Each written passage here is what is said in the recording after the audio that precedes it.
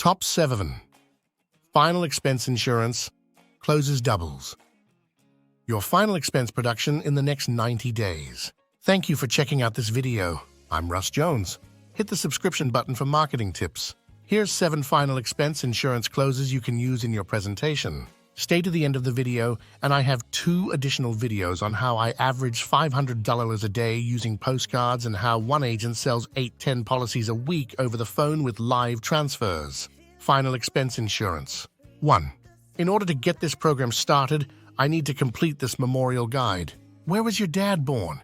If you get an answer, write it on the guide. If you get an objection, answer it and ask another question on the guide. 2. If you were killed in a car accident, who would be responsible to plan your funeral? Write down on the memorial guide the person. 3. If you passed away tomorrow, how would your family pay the $8,000 for your funeral expenses? Nobody has a lease on life. We're not going to get out of this world alive. What?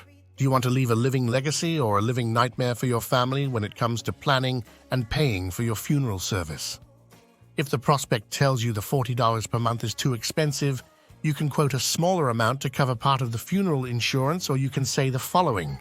According to the federal government, the average weekly food budget for 2 people in a household, the weekly expense moves by $25 to $50 per week.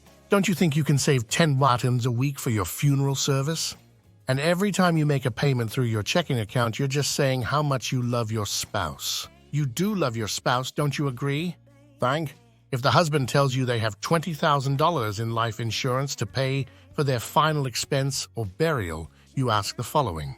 Mr. Jones, if you died of a heart attack and your widow was down at the funeral home with your daughter planning your funeral, and the funeral director with his $1,000 Amanda suit and setting behind a $2,000 oak-carved desk, asks your widow, how do you plan on paying for Mr. Jones' funeral, and you tell him he had $20,000 in group life insurance, how much do you think that funeral service is going to cost? No, it won't cost $20,000, but it will be a lot.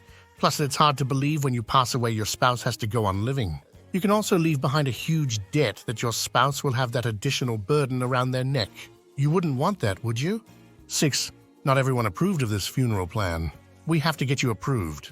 It takes 2-3 weeks, and when I bring back your funeral plan, we can go over it together. Fair enough. 7. I want to think about it.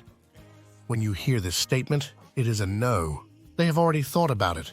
It's 100% a no. So you say, I understand how you feel. That's why once we get you approved and I bring back the policy, you have 30 days to review it, and for any reason like you thought you weren't going to die, we would refund your first payment. Or a rich uncle showed up driving a fancy Cadillac smoking a big cigar and told you he was going to pay for your funeral services, you wouldn't need the plan. That's fair enough, isn't it? So, which funeral home do you want me to put this memorial guide on file?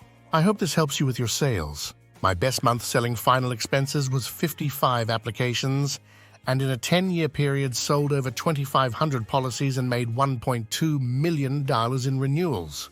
To learn more about my $500 a day postcard system and how one agent averages 8 to 10 policies a week over the phone, go to my website at www.finalexpensemillionairekit.com. Again, that's www.finalexpensemillionairekit.com. Hit the subscribe button for more tips.